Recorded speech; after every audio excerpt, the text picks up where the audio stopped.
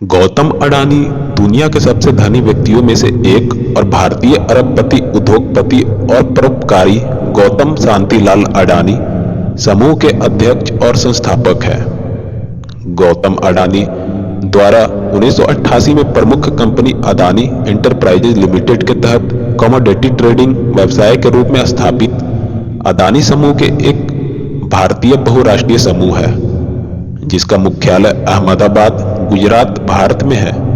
अडानी की पत्नी प्रीति अडानी अडानी फाउंडेशन का नेतृत्व करती है, जो सामाजिक सेवाओं के लिए काम करता है।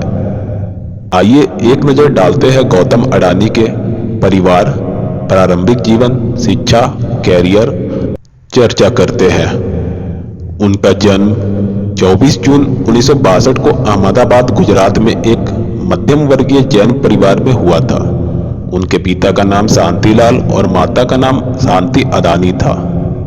उनके 7 भाई बहन हैं और सबसे बड़े मनसुख भाई अडानी है।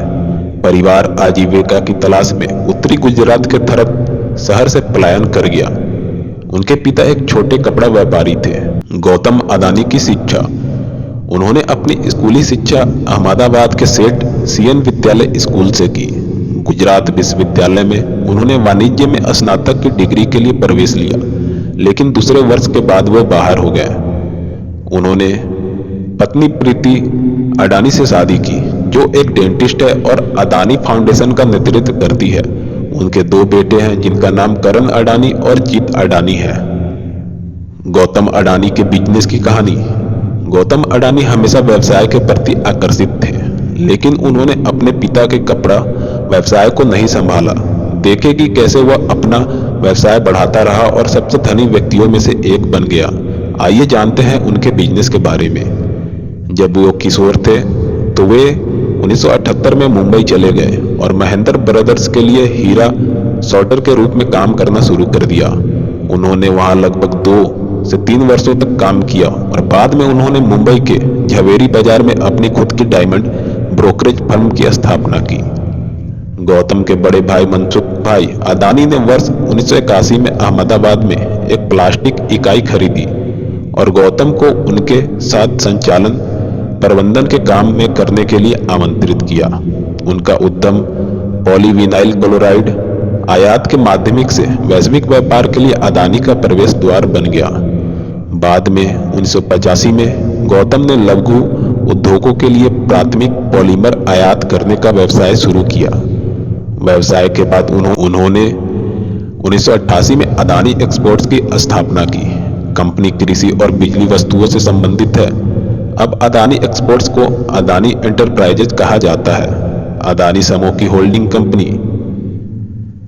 90 के दशक में कारोबार का विस्तार किया। 1990 के दशक में वैश्वीकरण की अवधि में भारत की आर्थिक उदारीकरण नीतियों अडानी के पक्ष में बदल गई, क्योंकि उन्होंने धातुओं, वस्त्रों और कृषि उत्पादों के व्यापार जैसे विभिन्न क्षेत्रों में अपना व्यवसाय फैलाना शुरू कर दिया था। अडानी को 1994 में मुद्रा पोर्ट के प्रबंधकीय आउटसोर्सिंग का सरकारी अनुबंध भी मिल गया था। बाद में 1995 में अडानी ने अपने व्यवसाय का विस्तार करना जारी रखा और पहली जेट्टी स्थापित की। प्रारंभ में यह मुद्रा पोर्ट और विशेष आर्थिक क्षेत्र द्वारा संचालित किया गया था, लेकिन बाद में इसके सभी कार्य को अनुबंध के बाद अडानी पोर्ट्स में स्थानांतरित कर दिया गया था। फिलहाल अडानी की कंपनी सबसे बड़ी प्राइवेट मल्टी पोर्ट ऑपरेटर है। साथ ही मुद्रा पोर्ट भारत में निजी क्षेत्र का सबसे बड़ा बंदरगाह है और इसमें प्रति वर्ष लगभग 210 मिलियन टन कार्गो का संभालने की क्षमता है। अडानी ने बिजली क्षेत्र में भी अपना कारोबार बढ़ाया और 1996 में उन्होंने अडानी पावर के साथ अडानी समूह का विस्तार किया। अडानी पावर के पास 4620 मेगावाट की क्षमता वाले थर्मल पावर प्लांट है और यह भारत की सबसे बड़ी निजी थर्मल पावर उत्पादक है। अडानी ने 2006 में अपने बिजली उत्पादन व्यवसाय का भी विस्तार किया और बाद में अडानी समूह ने वर्ष 2009 से 2012 के दौरान ऑस्ट्रेलिया में एबॉट पॉइंट पोर्ट और क्वींसलैंड में कारमाइकल कोल का अधिग्रहण किया। अडानी ने विश्व की सबसे बड़ी सौर बोली जीती। अडानी समूह को सौर ऊर्जा शक्ति मिली क्योंकि उन्होंने 2020 में solar energy corporation of India द्वारा दुनिया के सबसे बड़ी सौर बोली जीती थी। संयंत्र की कीमत $6 बिलियन थी। भविष्य में अडानी ग्रीन द्वारा 8000 मेगावाट की फोटोवोल्टिक बिजली संयंत्र परियोजना को हाथ में लिया जाएगा। अडानी सोलर 2000 मेगावाट अतिरिक्त सोलर सेल और मॉड्यूल निर्माण क्षमता स्थापित करेगी। अडानी फाउंडेशन के अध्यक्ष गौतम अडानी है। फाउंडेशन न केवल गुजरात में संचालित होता है बल्कि महाराष्ट्र, राजस्थान, हिमाचल प्रदेश, मध्य प्रदेश, छत्तीसगढ़ और ओडिशा राज्यों में भी संचालित होता है। कुछ रिपोर्ट के अनुसार उन्होंने कोविड-19 के खिलाफ लड़ने के लिए अपने समूह की परोपकारी शाखा के माध्यम से मार्च 2020 में पीएम केयर्स फंड में लगभग 100 करोड़ रुपए का योगदान दिया। साथ ही गुजरात सीएम रिलीफ फंड में करीब 5 करोड़ और महाराष्ट्र सीएम रिलीफ फंड में 1 करोड़ रुपए का योगदान दिया था। साल 1998 में गौतम अडानी को अगवा कर फिरौती के बदले में बंधक बना लिया गया था। बाद में बंधकों को पैसे देने के बाद उन्हें छोड़ दिया गया।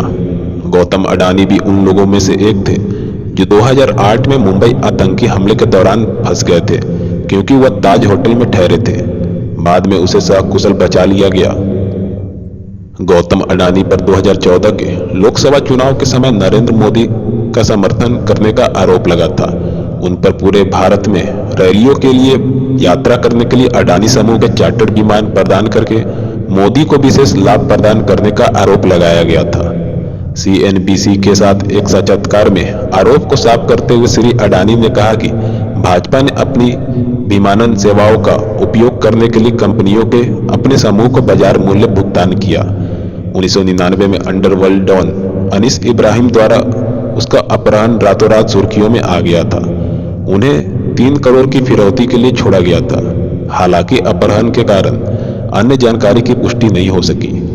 2002 में दिल्ली पुलिस ने उन्हें एक प्रतिद्वंदी द्वारा जाली मामले में धोखाधड़ी के आरोप में हिरासत कर लिया गया।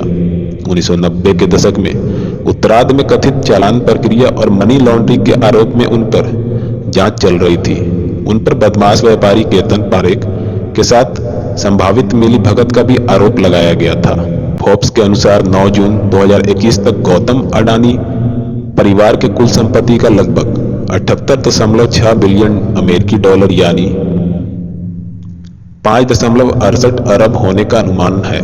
हालांकि पिछले कुछ हफ्तों में कंपनी को शेयरों में बड़ी गिरावट का सामना करना पड़ा और यहां तक कि कुल संपत्ति गिरकर 62.3 बिलियन डॉलर हो गई, जो 4.62 अरब है।